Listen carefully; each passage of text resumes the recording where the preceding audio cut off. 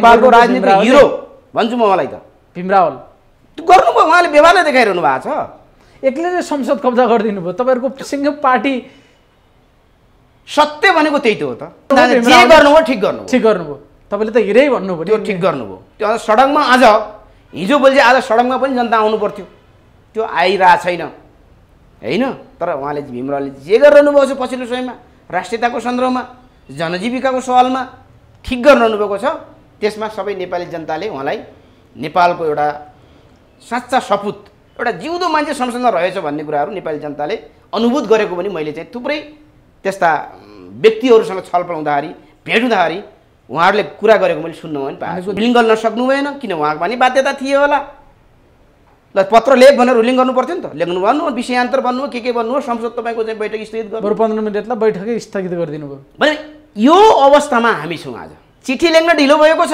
1 महिना कटिसक्यो सरकार तिमीले चिठी लेख भनेर तपाईँको सभामुखको मुखबाट त्यो शब्द आउँदैन भने उहाँ पनि कोबाट सञ्चालित छ त परिचालित छ त अनि उहाँले त त्यो विषयभन्दा बाहिर गएर बोल्नुभयो त्यो कुरा गर्नै मिल्दैन थियो रे हिजो भनेको मतलब जे विषयलाई बोल्न भनेर उहाँ त्यहाँ रोस्टमसम्म पुग्नुभयो त्यहाँ गएर अर्कै कुरा गरिदिनु उहाँहरूको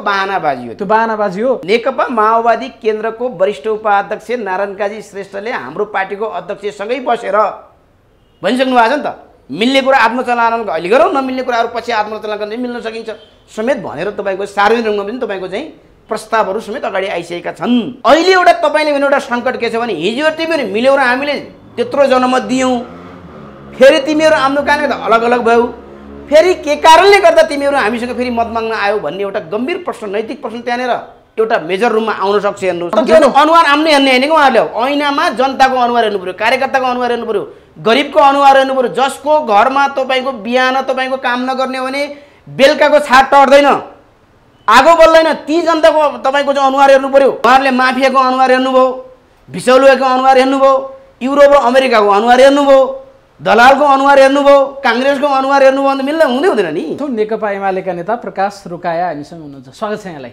हस् धन्यवाद फेरि वाम एकताको हावाहुरी हुन्डरी चल्न थाल्यो के हो यो फेरि बेमौसमको बाजा जस्तो पनि सुनिन्छ बाहिरबाट हेर्दा कि चुनाव लाग्यो हो कि के हो खासमा यो विषय वाम एकता देशका लागि आवश्यक हो हिजो पनि थियो आज पनि छ भोलि पनि रहिरहनेछ त्यही आवश्यकता ठानेर नै 74 सालमा नेपालका कम्युनिस्टहरू विशेष गरेर कार्यकर्ता लेभलबाट दबाव सिर्जना गरेर नेतालाई स्थानीय र प्रदेश र सङ्घको निर्वाचनमा तालमेल भयो र जुन प्रकारको परिणाम आयो भन्ने कुरा दुनियाँलाई जानकारी नै छ तर नेताका स्वार्थका कारणले गर्दा त्यो पार्टी विभाजन भएर अहिले चाहिँ एमालेतिर माओवादीतिर हुने स्थिति बनेको छ सायद यो अहिले देशको अवस्थालाई हेर्दा देशमाथि जुन प्रकारको अहिले चाहिँ वैदेशिक हस्तक्षेप नाङ्गो रूपमा भइरहेको छ त्यसलाई निस्तेज पार्न देश बचाउनका लागि पनि वाम गठबन्धन भने तपाईँ पनि वाम गठबन्धन वाम एकता हुनुपर्छ भन्ने पक्षमा हुनुहुन्छ त्यसमा त कुनै दुई मात्रै छैन नि कसरी हुनसक्छ तपाईँहरू यति धेरै नाङ्गो भइसक्नुभयो कि अब कुन मुखले मान्छेले के भन्छन् भने वाम एकता भन्दा पनि कुन मुखले तपाईँहरू यो शब्द उच्चारण गर्नुहुन्छ कसरी वाम एकता गरौँ तपाईँहरू भन्नुहुन्छ तपाईँहरूलाई थोरै भए पनि लाज हुन पर्दैन भन्छन् क्या मान्छेले जनताले अहिले तपाईँलाई के गर्नु भएको थियो हिजोको दिनमा र अहिले एकता भन्ने कसरी भन्न सक्नु भएको भन्छन् क्या त्यो एकदम गम्भीर प्रश्न जायज प्रश्न पनि हो गम्भीर पनि छ जायज पनि छ त्यो यो कार्यकर्ताका कारणले गर्दा भएको होइन नि त यो त निश्चित मुठ्ठीभरका नेताहरूको स्वार्थका लागि भएको थियो भनौँ न पार्टी नै विभाजन भयो होइन यो त लामो समयसम्म नेपालको कम्युनिस्ट आन्दोलनलाई सुदृढ बनाएर लैजाने र नेपालमा जे अहिलेका समस्या छन् त्यो समाधान गर्नका निमित्त मोर्चा हुँदै गठबन्धन हुँदै पार्टी एकता भएको हो नि त हिजो र नेपालका सम्पूर्ण तपाईँको चाहिँ कम्युनिस्टहरू एक ठाउँमा आउने र त्यहाँ भएका खराब वस्तुलाई खराब प्रवृत्तिलाई चिन्तनलाई बिस्तारै कमजोर बनाएर चाहिँ साँच्चै एउटा क्रान्तिकारी कम्युनिस्ट आन्दोलन अगाडि बढाउने ध्येयका साथ हिजो पार्टी एकता भएको थियो त्योभन्दा अगाडि त्यो प्रकारका मोर्चा र तपाईँको चुनावी गठन भएको थियो हो त्यसमा मैले अघि नै यहाँहरूसँग निवेदन गरेँ कि केही नेताका स्वार्थका कारणले गर्दा त्यो चाहिँ जे उद्देश्यका निमित्त गठबन्धन बनेको थियो जे उद्देश्यका निमित्त पार्टी एकता भएको थियो त्यसमा डिस्टर्ब भयो डिस्टर्ब मात्रै भएन कि तपाईँको चाहिँ अहिले हामी विभाजित अवस्थामा पुग्ने स्थिति बन्यो नेपालको कम्युनिस्ट आन्दोलन त्यही विभाजित बनेकै कारणले गर्दा तपाईँको चाहिँ पछिल्लो समयमा देश रहन कि नरहने, देश कस्तो अवस्थामा आज अगाडि बढिरहेको छ भन्ने कुरा दुनियाँले पनि बुझेको कुरा भइहाल्यो। त्यस कारण यस्तो बेलामा फेरि हामी पार्टीभित्रका आन्दोलनभित्रका खराब वस्तुलाई फ्याँकेर अथवा सच्चिनेलाई सच्याएर केही कमजोरीहरूलाई तपाईँको चाहिँ आत्मआलोचना गरेर सैद्धान्तिक वैचारिक धरातलमा टेकेर, हिजो सैद्धान्तिक वैचारिक कुरा उठिया थियो न, त्यस कारणले गर्दा तपाईँको चाहिँ लङ लास्टिङ हुन सकेन नि त। मैले तपाईँहरूको टेलिभिजन मार्फत धेरै पटक भनेको थिएँ यो पार्टी एकता होइन, यो मोर्चा हो भनेको थिएँ नि त।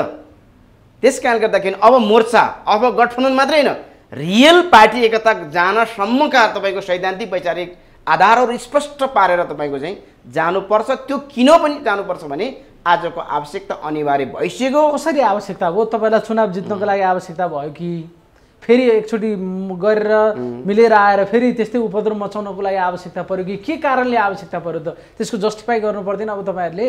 होइन, चुनाव जित्नका लागि नि हो। चुनाव आयो, अब वाम एकता गरौँ। चुनाव जित्नका लागि, चुनाव आएपछि एकता, चुनाव जितेपछि फेरि को कता, अहिले पनि त्यही गर्नलाई फेरि अब त्यो गर्ने छुट छैन। किनभने चुनाव किन अब कम्युनिस्टहरूले जित्नु पर्यो भने यदि नेपाली काङ्ग्रेसले फेरि पनि नेपाली काङ्ग्रेसको पुच्छर बनेर गएका जो कम्युनिस्ट हुनुहुन्छ, कम्युनिस्ट हौँ भन्नुहुन्छ साथीहरूले, नेकपा माओवादी केन्द्र र एकीकृत समाजवादी र अरू पार्टीहरूलाई प्रयोग गरेर उहिले नेपाली काङ्ग्रेसले आफ्नो बहुमत ल्याउने प्लानका साथ, रणनीतिका साथ अगाडि बढिरहेको छ।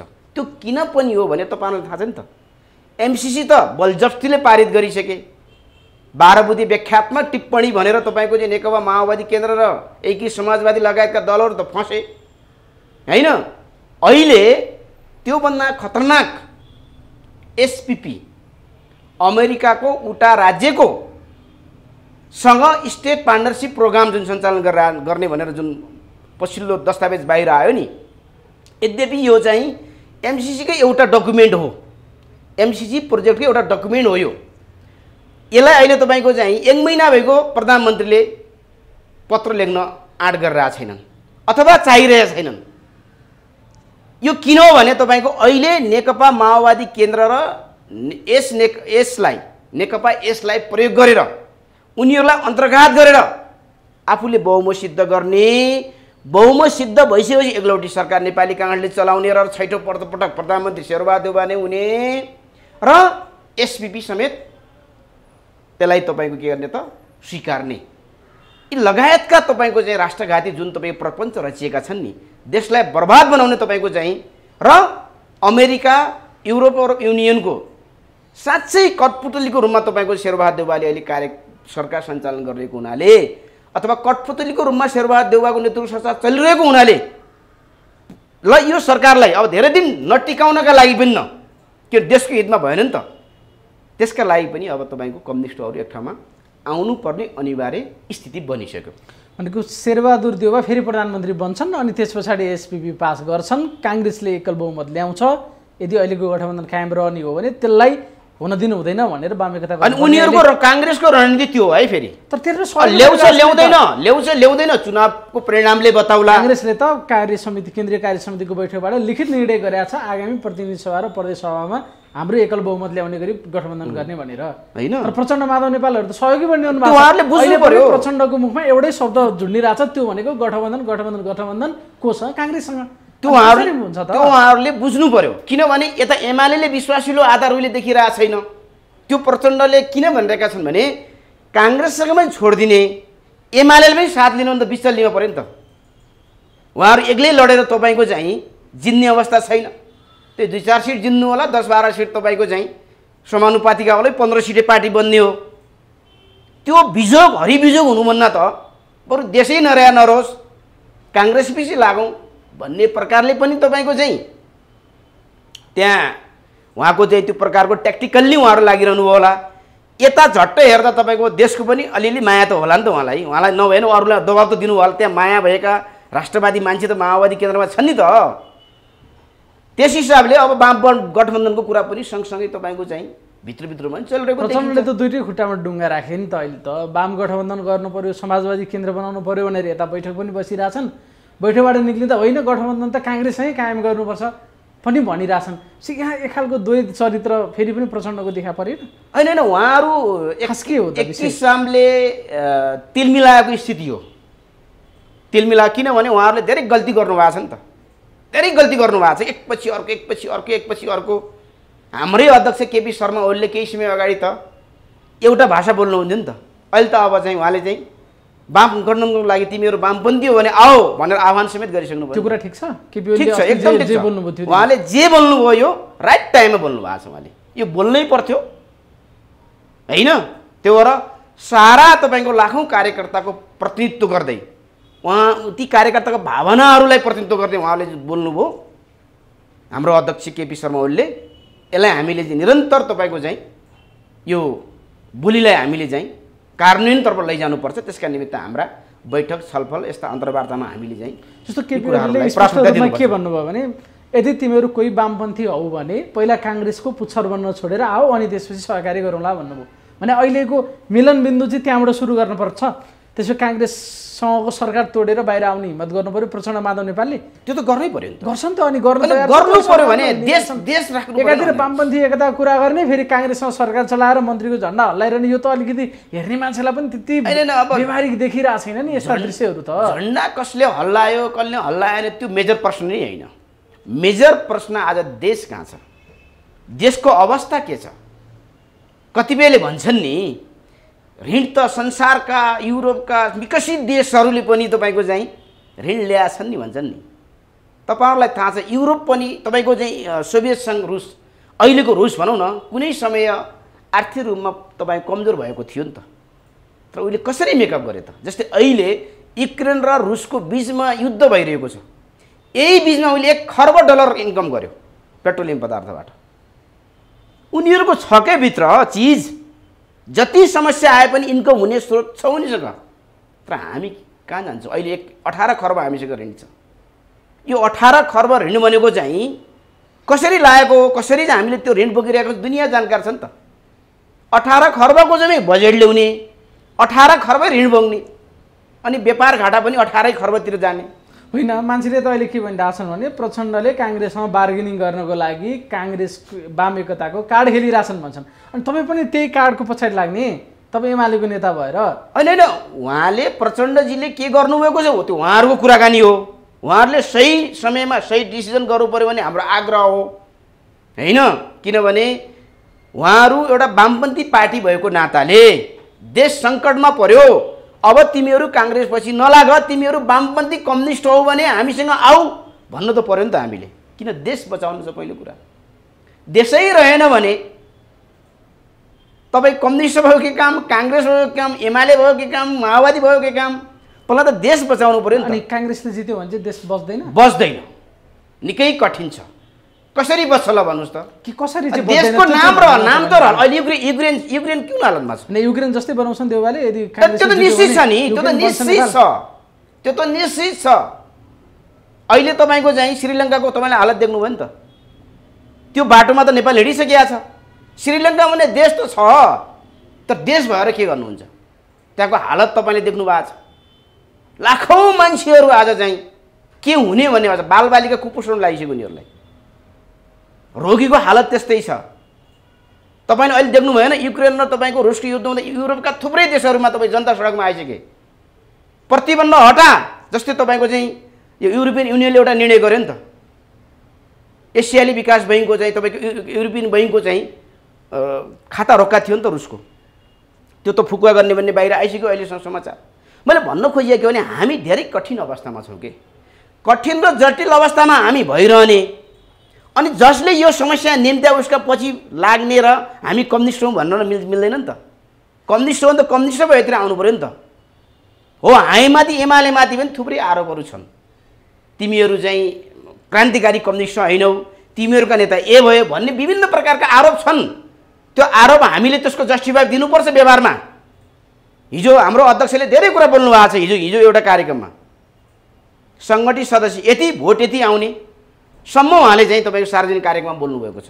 हाम्रो अध्यक्षले पछिल्लो समयमा आफूलाई निरन्तर यथार्थ कुरा तपाईँको चाहिँ भने अहिले केपी ओली पनि वाम एकताको पक्षमा हुनुहुन्छ भन्ने उहाँको अभिव्यक्तिहरूबाट बुझ्न सकिन्छ। त्यो त प्रष्टै हो नि।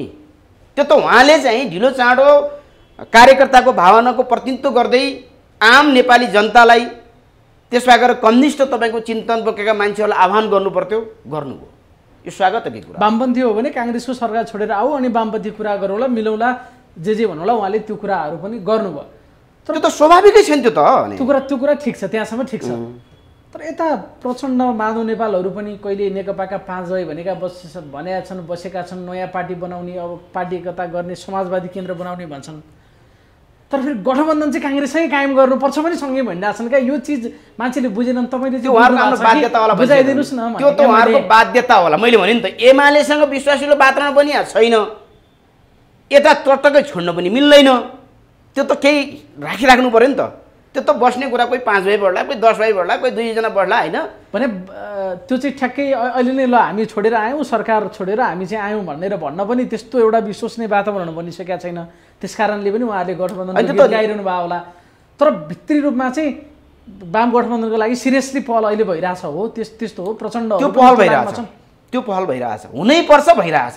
किनभने यो तपाईँको के अविश्वासको चाहिँ समस्या छ नि त नेपाली समाजमा। उहाँहरू मात्रै होइन, तपाईँ र ममा बिचमा पनि केही तपाईँको चाहिँ एकअर्कालाई विश्वास गर्ने कुरो हामी कन्फ्युजन हुन्छौँ।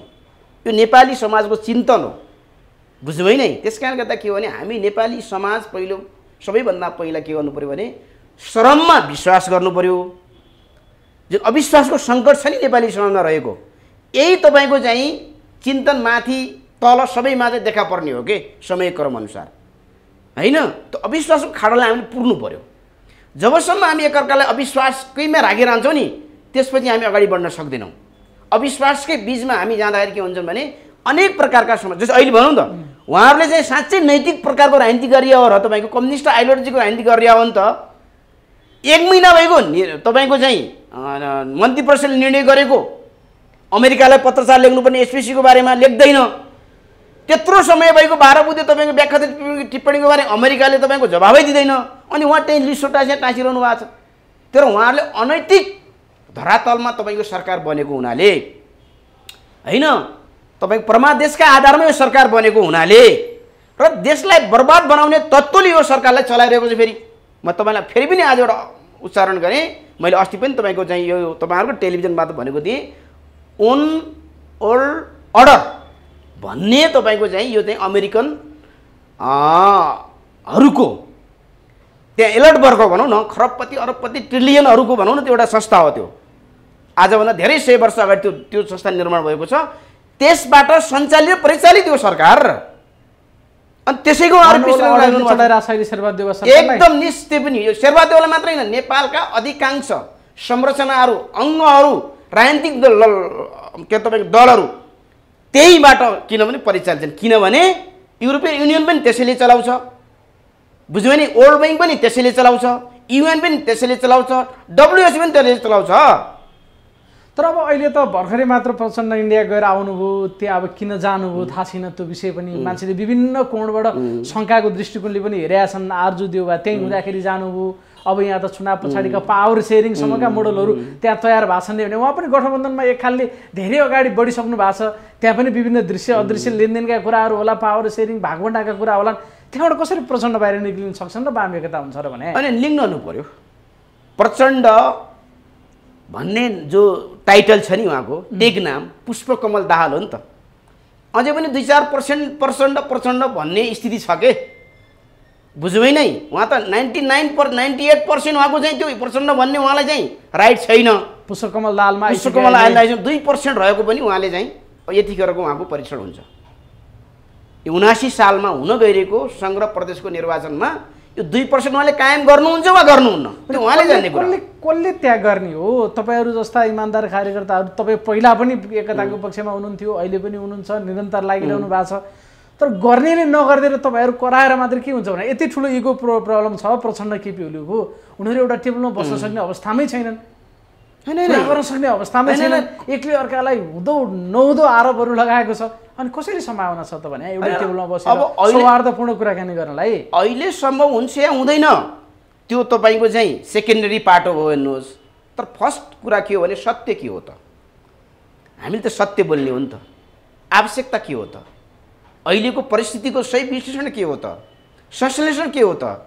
जनताको भावना के हो त? मनभित्रको कुरा के हो त? त्यो हामीले भन्ने हो नि त। यो कुरालाई प्रचण्डले कसरी बुझ्नुहुन्छ, मेरो अध्यक्षले कसरी बुझ्नुहुन्छ, माधव नेपालले कसरी बुझ्नुहुन्छ? मैले अघिल्लो टेलिभिजनको अन्तर्वार्तामा तपाईँलाई भने 1 नम्बरको चाहिँ राष्ट्रघाती मान्छे शेरबहादुर हो भनेर आएको छु, अहिले पनि भन्छु म।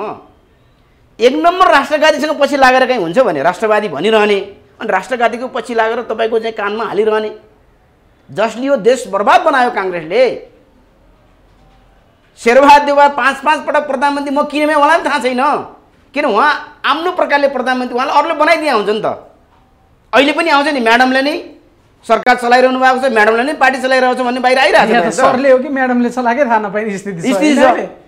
उहाँ कतिखेर प्रधानमन्त्री बन्छु र कतिखेर हर्ष शेरबहादुरलाई नै थाहा छैन। अब त म्याडम सरकार चलाउने मात्रै होइन, आफै सरकार बन्ने लाइनमा पनि हुनुहुन्छ भनेर त्यो कुरा पनि बाहिर आइसक्यो होइन। अब के होला जे होला, तर आयो नि व्यवस्था, आयो खण्डन गर्नु भएको छैन, त्यो नगरेसम्म त होलै भन्ने विषय आयो, फेरि भयो। फेरि अब त कहाँ पुग्यो भने प्रचण्ड बन्ने कि आरजू देव प्रधानमन्त्री बन्ने भन्नेसम्म आइगयो। हेर्नुहोस्, गगन थापाले छुट्टै म प्रधानमन्त्री बन्छु भनेर चाहिँ एलाउन्स गरेका छन्, शेखर कोइराला त्यही भन्दैछन्। भनेपछि हेर्नुहोस् है, हामी कहाँ जाँदैछौँ? के हामी साँच्चै हाम्रो अन्तर्मनदेखि यो कुराकानी गरिरहेका छौँ? मलाई लाग्छ छैन। हामी युरोपियन युनियन र अमेरिकाको तपाईँको चाहिँ योजनामा, उनीहरूको रणनीतिमा हामी परिचालन भइरहेका छौँ। कृषि प्रचण्डलाई वाम एकता देशभक्ति भन्दा पनि प्रधानमन्त्री चाहिएको रहेछ नि त, जसले प्रधानमन्त्री थियो त्यहीसँग गठबन्धन। उहाँ प्रधानमन्त्री वाम र गैर वाम भन्ने विषय रहेर भने त्यही नै उहाँले त कुरा गरिसक्नु भयो। अस्ति दिल्लीमा एउटा अन्तर्वार्ता दिनुभएको छ मिडियामा, अब उपयुक्त समयमा पावर सेयरिङको कुरा उठ्छ, आधा कार्यकालको कुराकानी हुन्छ।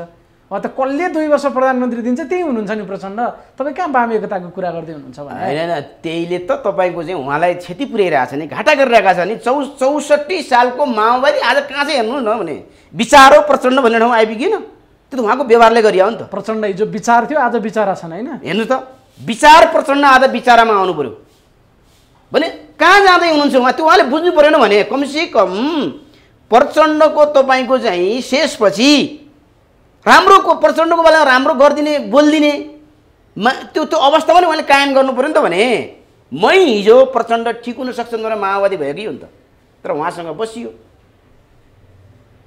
होइन। नेकपा हुँदै अहिले फेरि तपाईँको चाहिँ माओवादी भएर फेरि म पुरानै आफ्नै पार्टीमा आएँ।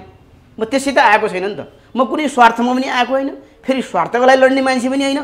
31 वर्षको राजनीति गरेको म च्यालेन्ज गरेर भन्छु, 31 वर्षमा 31 रुपियाँ होइन 31 पैसाको प्रकाश सरकारले लोभ लालच गर्यो, कसैले प्रमाण ल्याउँछ भने म अहिले कम्युनिस्ट राजनीतिबाट तपाईँको चाहिँ राय नदिन्छु। अरूै राजनीति गर्ला, राजनीति सुन्ने गराउँछु, तर कम्युनिस्ट बन्दैन मैले। 31 पैसा कसैले यदि प्रमाण ल्याउँछ भने हामी त्यसरी भन्न आएको छौँ नि त। उहाँहरू आज के का लागि प्रधानमन्त्री बन्न खोज्नुहुन्छ? श्रीलङ्कामा राजापाक्से परिवारका 18 जनाले चाहिँ देश जस्तो बनाए, नेपालमा 18-20 जना विभिन्न पार्टीका मान्छेहरूले बनाए हो नि त। नेपालमा पनि परिवारवाद त नाङ्गो रूपमा देखा पर्यो नि त तपाईँको चाहिँ। पोजिसनमा हुनुपर्ने, आम्ना छोराछोरी नभएकालाई तपाईँको चाहिँ के भन्छन् अब यो अरूकालाई छोरा बनाएर अगाडि सार्नुपर्ने, यो प्रकारले तपाईँको देश त अगाडि बढिरहेको छ नि त। यो हामी ठुल्ठुलो हेरेर बढ्न सक्छौँ? हामी त जिउँदैछौँ नि, मरेका त छैनौँ नि त। जिन्दगीमा केही प्राप्त नगरौँला, यो बोले बापत आफ्नो तपाईँको पोइन्ट पनि घट्ला, भनौँ न नम्बर नबढ्ला घट्ला, तर देशको त नम्बर बढाउनु पऱ्यो नि त। कम्युनिस्ट आन्दोलनको त नम्बर बढाउनु पऱ्यो नि त। त्यो दायित्व हाम्रो, त्यो जिम्मेवारी हाम्रो। त्यो विश्व दृष्टिकोण, जीवन र जगतलाई बन्ने विश्व दृष्टिकोण तपाईँको आत्मसात गरेको मान्छे हो त हामी। जस्तो अब एउटा कुरा तपाईँले क्लियर गरिदिनुहोस्, सुन्दाखेरि मिठो सुनिन्छ क्या, वाम एकता गरौँ, मिलौँ, लडौँ, तर एउटा रियल ग्राउन्डबाट हेर्दाखेरि हिजो 19 पाना कसैले भनेको छ, अर्काले उता तथा नाम गाली गरेको छ, काङ्ग्रेसको भरिया बनेको भनेको छ, यताबाट के भनेको छ, फेरि उताबाट प्रतिगमन भनेको छ र भने फेरि ठाउँ मुख देखाउने, सँगै बस्ने, कुराकानी गरौँ भन्ने कहाँबाट सुरु गर्ने क्या? वाम एकता त गर्ने, तर रियल ग्राउन्ड त धेरै पर हुनुहुन्छ नि तपाईँहरू। कसरी गर्ने, सुरु कसरी गर्ने, कुरा कसरी सुरु गर्ने, ठाउँ देखिँदैन त हेर्दा। त्यो त उहाँहरूले चाहिँ तपाईँको चाहिँ छ्याम्मे हुने खालको काम त गर्नु भएको छैन तपाईँले भने जस्तै नेताहरूले। तर ती भोलिको कम्युनिस्ट आन्दोलनको, हाम्रा छोरा नाति पनातिको भविष्य हेरेर, देशको भविष्य हेरेर, ती 70 डिग्री तापक्रममा काम गरिरहेका हाम्रा दाजुभाइको अनुहार हेरेर दिनानुदिन तपाईँको अन्तर्राष्ट्रिय विमानस्थलबाट आउने बाकसमा आउने ती लासहरूलाई को दर्द र पीडा बुझेर जे उद्देश्यका साथी आज हामी कम्युनिस्ट आन्दोलन स्थापना गरेका थियौँ, जे उद्देश्यका लागि जनयुद्ध भएको थियो, समयक्रममा विभिन्न समयमा आन्दोलन क्रान्ति जनक्रान्ति भएको थियो, ती म्यान्डेललाई आत्मसात गरेर अब नेताहरूले अन्तिम समयमा भए पनि सबैका अगाडि माफी मागेर कार्यकर्ताका अगाडि शिर निहुराएर अब हामी गल्ती गर्दैनौँ भनेर बाचा कसम खाएर एकपटक नेताहरू तपाईँको सच्चिएर वाम एकतामा आउनै पर्छ। यसको विकल्प छैन। हेर्नुहोस्, मैले अघि नै सुरुमै निवेदन गरेँ, देश रहने कि नरहने आज त्यो अवस्थामा छ। जनतालाई त मुख देखाउनु पर्ला नि त, फेरि मिलौँ भन्नको लागि पनि मुख देखाउनु पर्ने स्थिति छ क्या। के भनेर देखाउने भन्ने स्थिति छ नि त अहिले। त्यो त अब के भन्ने, जनताकोमा गएर चाहिँ के भन्ने, फेरि अर्को एकचोटि मूर्ख बनाउने, त्यो गम्भीर प्रश्न भने अब हामी मिल्यौँ भनेर भोट माग्न जाने नैतिकता तपाईँहरूले बाँकी राख्नु भएको छ। त्यो त गुमेको छ, यहाँनिर हो कि त्यो चाहिँ गुमेको छ।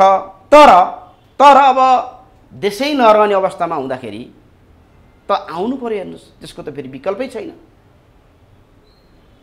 कुनै न कुनै ढङ्गले त चुनावमा जानै पर्नेछ। देश बचाउने हिसाबले चुनावमा जाने वा देश बर्बाद बनाउने हिसाबमा चुनावमा जाने। भनेको तपाईँलाई लागेको सबैभन्दा ठुलो डर चाहिँ यदि वाम गठबन्धन नगर्ने हो भने काङ्ग्रेस एकल बहुमत ल्याउने रणनीतिमा छ। यदि त्यो सफल भयो भने देशलाई धक्का पुग्छ। ऊ रणनीतिमा छैन, अमेरिकाले रणनीति बनाएको छ नि त। ऊ त अमेरिकाको रणनीतिमा ऊ नाचिरहेको छ। भने अमेरिकाकै कारणले अमेरिकाकै लगानीमा काङ्ग्रेसलाई एकदम अमेरिका र युरोपको लगानीमा काङ्ग्रेसलाई बहुमत ल्याउने रणनीति बनाइँदैछ। यसमा नेकपा यस र माओवादी लगायतका दलहरू प्रयोगमा आउँदैछन्। उनीहरूको चुनावमा हालत खराब होला, केही सिट त जित्नु होला, 10-20 सिट 5-10 सिट कति हो होइन। तर एकल बहुमत ल्याएपछि त लात्ताले हानेर बारीको पुऱ्याइहाल्छ नि फेरि काङ्ग्रेसले भन्छन् नि होइन। तपाईँले देख्नु भएको छैन, 121 एमालेको आएकै हो नि त। जम्मा 15 सिट मात्रै बाँकी थियो नि एमाले र माओवादी केन्द्र बीच। कम्युनिस्टको बीचमा हिजो तालमेल हुँदा त तपाईँले त्यहाँ थुप्रै तपाईँले पिक्चरहरू देख्नुभयो नि त। एमाले जम्मा 15 सिट मात्रै बाँकी थियो। यदि एमालेसँग 15 सिट भइदियो भए त्यो पार्टी एकता हुँदैन थियो, सरकार एमालेको एकलोटी हुन्थ्यो। तालमेल कम्युनिस्टको बिचमा त्यो हालत भयो भने, हिजो त्यो अवस्था आयो भने काङ्ग्रेसले तपाईँको चाहिँ हेर्दै जानुहोस्, ऊ आफ्नो योजनामा पछिल्लो समय चलिएको छैन नि त भने काङ्ग्रेस। भने काङ्ग्रेसलाई सम्पूर्ण रूपमा अमेरिकाको युरोपियन युनियनको फन्डिङ छ एकदम, त्यसमा तपाईँको प्रमाणै समेत दिन सकिन्छ। भनेको त्यो चाहिँ काङ्ग्रेसलाई आउँदो निर्वाचनमा बहुमत ल्याउने गरी रोडम्याप बन्दैछ। त्यस पछाडि प्रधानमन्त्री देउवालाई बनाइनेछ र देउवाले अहिले पास नभएको एमसिसी सम्झौता गरेर एसपिपी कार्यान्वयन गर्नेछन् भन्ने डर तपाईँलाई हो? त्यो डर होइन, यथार्थै हो। सँगसँगै तपाईँको एसपिपी यदि कथम कदाचित विड्रो भइहाल्यो भने त्यस्तै प्रकारको अर्को तपाईँको चाहिँ डकुमेन्ट रेडी हुँदैछ। काम चाहिँ त्यही गर्ने, तर नाम फेरेर हेर्नुहोस्, गाता फेन जसरी अमेरिकी सेना नेपालमा उतारेर चाइनाका विरुद्ध लड्ने र तपाईँको चाहिँ नेपाललाई युक्रेन बनाउने रणनीति बन्दैछ यहाँ। अब के लुकेर कुरा गर्ने हो बारेमा? त्यही रोक्नका लागि पनि अहिले वामहरू मिल्न पर्यो भन्ने ठाउँमा तपाईँले आउनुभयो होइन त? त्यो त मिल्नै पर्यो नि त। जस्तो हो, सरकारले निर्णय गर्यो तर अहिलेसम्म पनि जानकारी गराएको छैन, पत्र पठाएको छैन। केले रोकिरहेको छ? फेरि निर्णय के गरिरहेको छ सरकारले? एसपिपी चाहिँदैन भनेर त मन्त्री परिषदबाट निर्णय गरिसक्यो भनिरहेको छ। के निर्णय गर्यो त्यो थाहा छैन, खालि भर्बल कुरा मात्र सुनिरहेको छ, पत्र अहिलेसम्म लेखेको छैन। दालमे कुचका लायो भने जस्तो के छ यसभित्रको खिचडी? त्यही त गम्भीर विषय भयो। यो त तपाईँको चाहिँ सार्वभौम सत्ता सम्पन्न संसदलाई पनि जानकारी गराउनु र आम जनतालाई पनि सूचना पाउनुपर्छ नि त। के निर्णय, के शब्द प्रयोग भएका छन्। अब हुँदा तपाईँको संसदमा समेत तपाईँ सांसदहरू रोस्टममा गएर चाहिँ होइन, रोस्टम कब्जा गर्नुपर्ने इच्छा आयो नि त। हिजो एक्लै रोस्टम कब्जा गरिदिनु भयो तपाईँको पार्टीका नेता भीमरावले। त्यो गरिदिनु भयो, म त उहाँलाई स्याल्युट गर्छु। राम्रो नेपालको राजनीतिक हिरो भन्छु म उहाँलाई। त भीमरावल गर्नुभयो, उहाँले व्यवहारले देखाइरहनु भएको छ। एक्लैले संसद कब्जा गरिदिनु भयो, तपाईँहरूको सिङ्गो पार्टी। सत्य भनेको त्यही त हो त। भने जनताको पक्षमा भीमरावल उभिए भन्ने तपाईँलाई लाग्यो अहिले? त्यो त देखियो नि त, मैले भन्नै परेन नि त। त्यो त उहाँले देखाउनु भयो। अन्तिममा गएर तपाईँको सभामुखले तपाईँको चाहिँ रुलिङ गर्न सक्नु भएन, किन उहाँको पनि बाध्यता थियो होला। ल पत्र लेख भनेर रुलिङ गर्नु पर्थ्यो नि त। लेख्नु भन्नु, विषयान्तर भन्नु, के भन्नु, संसद तपाईँको चाहिँ बैठक स्थगित गर्नु। बरु 15 मिनटलाई बैठकै स्थगित गरिदिनु भयो। भने यो अवस्थामा हामी छौँ आज। मन्त्री परिषदले निर्णय गरिसक्यो, चिठी लेख्न ढिलो भएको छ, 1 महिना कटिसक्यो। सरकार तिमीले चिठी लेख भनेर तपाईँको सभामुखको मुखबाट त्यो शब्द आउँदैन। भने उहाँ पनि कोबाट सञ्चालित छ त? परिचालित छ त। अनि उहाँले त त्यो विषयभन्दा बाहिर गएर बोल्नुभयो, त्यो कुरा गर्नै मिल्दैन थियो रे हिजो भनेको मतलब जे विषयलाई बोल्न भनेर उहाँ त्यहाँ रोस्टमसम्म पुग्नुभयो, त्यहाँ गएर अर्कै कुरा गरिदिनु कुरा भन्नुभएको छ। उहाँहरूको बाहनाबाजी हो, त्यो बाहनाबाजी हो। संसदको नियमावली भन्दा बाहिर गएर बोल्न मिल्दैन, यति नियमको यति बमोजिम यो गर्न मिल्दैन, मान्य सदस्य अर्कोलाई पालो दिनु, छोड्नुहोस् तपाईँ जानुहोस् भन्दै थियो त त्यहाँ हिजो। त्यो होइन, त्यो हुँदै होइन, त्यो हुँदै होइन होइन। त्यसो भए त उहाँले जोरजुम गर्ने गएपछि त्यो सक्नुभयो उहाँले? नियम कानुन त सबै लाग्छ लगाउन सक्नु पर्थ्यो, यदि नियम लगाउन सक्नु पर्थ्यो, उहाँले गर्न सक्नु भएन। बरु संसद त्यो उहाँहरूको एउटा तपाईँ काइते कुरा हो हेर्नुहोस्, किनभने उहाँहरू सबैले अहिले अब एउटा लेभलसम्म त कुरा पुगिसकेको हुन्छ नि त। भीम रावलले हिजो दुनियाँ चकित बनाइदिए होइन संसदबाट, एउटा मान्छेले चाह्यो भने पनि त गर्न सक्दैन, रोस्टमै कब्जा गरिदिनु भयो। सत्य भन्ने कुरा तपाईँको चाहिँ सधैँ भिडमा मात्रै हुन्छ भन्ने छैन, भिडले मात्रै निर्णय गर्छ। एकजनाले पनि तपाईँको सत्य कुरा बोल्यो भने त्यसको पछि मान्छे लाग्छ नि त। त्यस कारणले गर्दा के हो भने हामी अहिले गम्भीर सङ्कटमा छौँ, त्यो आर्थिक सङ्कटमा छौँ, त्यो तपाईँको हामी तपाईँको चाहिँ राष्ट्रियताको सन्दर्भमा सङ्कटमा छौँ, सार्वभौम सत्ताको सन्दर्भमा सङ्कटमा छौँ, हाम्रो स्वतन्त्रताको सन्दर्भमा सङ्कटमा छौँ, समारोहभन्दा राष्ट्रिय सङ्कटमा हामी छौँ। हिजो भीम रावलले जे गर्नुभयो त्यसमा तपाईँको पार्टीको समर्थन थियो? अब पार्टीसँग छलफल गरेर म यसो गर्दैछु भन्नुभएको थियो, त्यो त मलाई थाहा छैन। कहिले काहीँ अरू उभिरहनु भएको हुन्छ, उहाँ चाहिँ बसिरहनु भएको हुन्छ, पार्टीको सांसद भएर पनि पार्टीको नियममा अलिकति चले जस्तो देखिँदैन भीम रावल। त्यहाँभित्र के हुन्छ, अब संसदीय दलले के भन्छ, अब प्रमुख सचेतकले उहाँलाई के गर्नुहुन्छ, उहाँसँग के गर्नु, त्यो कुरा थाहा छैन। जे गर्नुभयो ठिक गर्नुभयो, तपाईँले त हिरै भन्नुभयो, त्यो ठिक गर्नुभयो। त्यो सडकमा आज हिजो बोल्छ, आज सडकमा पनि जनता आउनु पर्थ्यो, त्यो आइरहेको छैन होइन। तर उहाँले भीम रावलले जे गरिरहनु भएको छ पछिल्लो समयमा राष्ट्रियताको सन्दर्भमा जनजीविकाको सवालमा ठिक गरिरहनु भएको छ। त्यसमा सबै नेपाली जनताले उहाँलाई नेपालको एउटा साँच्चा सपुत, एउटा जिउँदो मान्छे संसदमा रहेछ भन्ने कुराहरू नेपाली जनताले अनुभूत गरेको पनि मैले चाहिँ थुप्रै त्यस्ता व्यक्तिहरूसँग छलफल हुँदाखेरि भेट हुँदाखेरि उहाँहरूले कुरा गरेको मैले सुन्न पनि पाएको। देशभक्तहरूले अहिले भीम रावल चाहिँ राम्रो मान्छे हो भनेर रिमार्क्स गरिरहेछन् होइन त। ठाउँ ठाउँमा उहाँको बारेमा प्रशंसा, उहाँको चाहिँ जुन पछिल्लो समयको चाहिँ जे राष्ट्रका लागि तपाईँ योगदान गरिरहनु भएको छ त्यसको बारेमा भीम रावलप्रति हिजो केही मान्छेका कन्फ्युजन थिए, केही कन्फर्म तपाईँको चाहिँ उहाँका बारेमा केही अलिकति मान्छेहरू चाहिँ के हो भन्ने थियो नि त, त्यो पनि तपाईँको निवारण बिस्तारै हुँदै गयो। उहाँले यसो गरेर पनि एक खालको जोखिम त उहाँले आफैले त उठाइरहनु भएको छ नि होइन। त्यो त जोखिम मल्नै पर्छ। जस्तै मैले बोलिरहेको छु नि त, मैले प्रश्न बोल्छु नि त, मैले पनि जोखिम बोलिरहेको छु नि त। मैले यो बोले बाबत केही प्राप्त नगर्न सक्छु, पाउने त होइन, भएको पनि घुम्न सक्छ, अनि अझ बाहिरीहरूको आँखा लाग्न सक्छ, धेरै चिज छ नि त, धेरै चिज छ। तर म त्यो तपाईँको चाहिँ जोखिम बोलेर पनि के बोलिरहेको छु त, म देशको बारेमा, आन्दोलनको बारेमा, क्रान्तिको बारेमा, कम्युनिस्ट आन्दोलनलाई सुदृढ गर्ने बारेमा, क्रान्तिकारी स्पिरिट अगाडि लैजाने बारेमा, एकता गर्ने क्रममा बोलिरहेको छु। हेर्नुहोस्, मेरो स्वार्थ गुम्न सक्छ, तर राष्ट्रको स्वार्थ गुम्यो भने, आन्दोलन र क्रान्तिको स्वार्थ गुम्यो भने त तपाईँको चाहिँ हामी कहाँ जान्छौँ भने। त्यस कारणले गर्दा के हो भने हामी सबैले सत्य बोलौँ, कसैले तपाईँको चाहिँ योजना बनाएको कुरा नबोलौँ, स्वचालित हौँ, स्वस्फूर्त रूपमा हामीले चाहिँ देश र जनताका कुरा बोलौँ हामीले।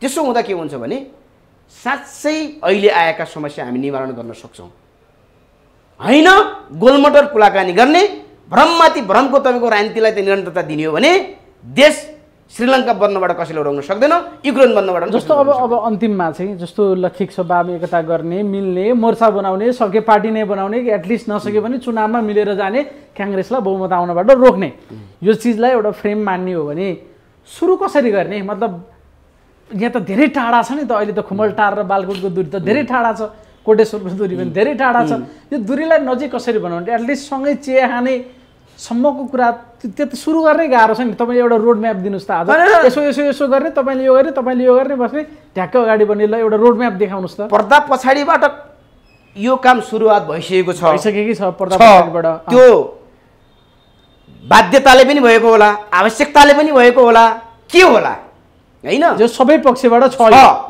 किनभने नेकपा माओवादी केन्द्रको वरिष्ठ उपाध्यक्ष नारायण काजी श्रेष्ठले हाम्रो पार्टीको अध्यक्षसँगै बसेर भनिसक्नु भएको छ नि त, मिल्ने कुरा आत्मचलान अहिले गरौँ, नमिल्ने कुराहरू पछि आत्मचलान गर्ने मिल्न सकिन्छ समेत भनेर तपाईँको सार्वजनिक रूपमा पनि तपाईँको चाहिँ प्रस्तावहरू समेत अगाडि आइसकेका छन्। जहाँसम्म लाग्छ तपाईँले अब यो बालकोट र खुमलटारको कसरी मिलन हुनसक्छ, अथवा कोटेश्वर र बालकोटको कसरी मिलन हुनसक्छ भनिरहनु भएको छ नि, योभन्दा गम्भीर प्रकारको समस्या हिजो थियो जो जतिखेर तपाईँको चाहिँ 74 सालको चुनाव आउँदै थियो त्योभन्दा ठुलो सङ्कट थियो एक अर्काका विपरीत ध्रुवबाट तपाईँको चाहिँ सैद्धान्तिक वैचारमा हिँडेका पार्टीहरू थिए कम्युनिस्ट भए पनि एउटाले हिंसा भनेको थियो जनयुद्ध भन्ने शब्द उच्चारणै गर्न चाहँदैन थियो अर्कोले तपाईँको पतन भइसकेको दक्षिणपन्थी भनेर तपाईँको विश्लेषण गरेको थियो हिजो मिलन भएकै हो नि त अहिले एउटा तपाईँले भने एउटा सङ्कट के छ भने हिजो तिमीहरू मिल्यौ र हामीले त्यत्रो जनमत दियौँ फेरि तिमीहरू आफ्नो कारणले त अलग अलग भयौ फेरि के कारणले गर्दा तिमीहरू हामीसँग फेरि मत माग्न आयो भन्ने एउटा गम्भीर प्रश्न नैतिक प्रश्न त्यहाँनिर एउटा मेजर रुममा आउन सक्छ हेर्नुहोस् यी मिल्ने कुरा भन्ने कुराहरू चाहिँ मलाई लाग्छ त्यति समस्याको विषय बन्दैन यो त एक्लै अर्कालाई तैँले माफी माग्ने कि मैले माफी माग्ने भन्ने कुरा छ नि त तैँले संसद विघटन गरिस् तैँले यस्तो यस्तो गरिस् तैँले यस्तो गरिस् भन्ने एउटाले फेरि तैँले 19 पानी खानिस् यसो गरिस् काङ्ग्रेसको पुच्छर पनि सुनि यसले टाढा छ भने क्या मैले यथार्थलाई आत्मसात गरेर जसले जानेर गल्ती कमजोरी गरेको छ भन्ने कुरा महसुस गर्ने र आत्मआलोचित भएर तपाईँको चाहिँ त्यसलाई अगाडि बढाउन सकिन्छ त्यो त सुन्दा मिठो गर्न गाह्रो कामै गर्नै पर्यो नि त भने वाम एकता पनि भन्ने अनि तपाईँको हाम्रो अडानमा भइराखेपछि जस्तै पुग्ने भनेको छ तपाईँको कलङ्की होइन तर तपाईँको बानेश्वरमै बसिरह्यो भने त पुगिँदैन कलङ्की पानी आए पनि झरी परे पनि घाम लागे पनि अनेक भए पनि तपाईँको चाहिँ जसरी तसरी कलङ्की पुग्नु पर्यो हैन भने अहिले सबैजना मेरा गोरुको 12 टक्का भन्ने कुराबाट बाहिर आउनु पर्यो समीक्षा गर्नु पर्यो आत्मआलोचना गर्नु पर्यो एकचोटि जनताको बिचमा माफी मागेर भोट माग्न जानु पर्यो जितेर आउनु पर्यो त्यो अनुहार आम्ने हेर्ने हैन उहाँहरूले ऐनामा जनताको अनुहार हेर्नु पर्यो कार्यकर्ताको अनुहार हेर्नु पर्यो गरिबको अनुहार हेर्नु पर्यो जसको घरमा तपाईँको बिहान तपाईँको काम नगर्ने भने बेलुकाको छाड टर्दैन आगो बल्दैन ती जनताको तपाईँको चाहिँ अनुहार हेर्नु पर्यो जसका निमित्त राजनीति गरिएको छ त्यो वर्गको अनुहार हेर्नु पर्यो हैन हिजो तपाईँको चाहिँ जनयुद्धमा थुप्रै मान्छेहरू तपाईँको पीडित बनेका छन् ती घाइते अपाङ्ग शहीद परिवारको अनुहार हेर्नु पर्यो प्रचण्डजीहरूले हैन भनेपछि मजदुर किसान जो अहिले मल नपाएका तपाईँको चाहिँ किसानको अनुहार हेर्नु पर्यो सडक पेटीमा फुटपाथमा व्यापार गर्ने व्यापारीको अनुहार हेर्नु पर्यो काला पहाडमा गएर ती जनताको अनुहार हेर्नु पर्यो हैन तपाईँको विभिन्न बाध्यतावश विदेशमा गए ती विदेशी भएका नेपालीहरूको अनुहार हेर्नु पर्यो त्यसो यता त मिलन भइहाल्छ नि त उहाँहरूले माफियाको अनुहार हेर्नुभयो भिसौलुको अनुहार हेर्नुभयो युरोप र अमेरिकाको अनुहार हेर्नुभयो दलालको अनुहार हेर्नुभयो काङ्ग्रेसको अनुहार हेर्नुभयो भने मिल्न हुँदैन नि ऐनामा हेर्दाखेरि जनताको अनुहार हेर्नु पर्यो सबै कुरा तपसिल गाउन कुरा मिल्छ मिल्छ साह्रै महत्त्वपूर्ण समय दिनुभयो धेरै धेरै धन्यवाद छ हस् धन्यवाद धन्यवाद